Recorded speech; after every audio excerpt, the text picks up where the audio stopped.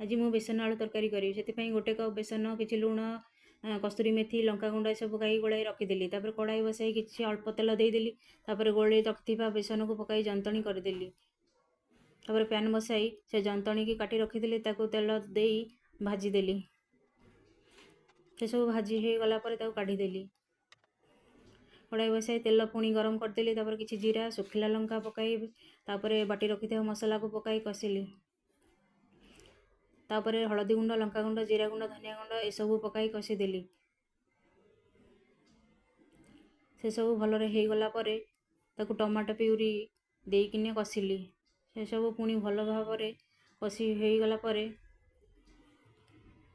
कस्तूरी मेथी टिके अल्प लुण दे भल भाव कषिदेली। सिझा होइथिबा आलू को पकाई कषिली।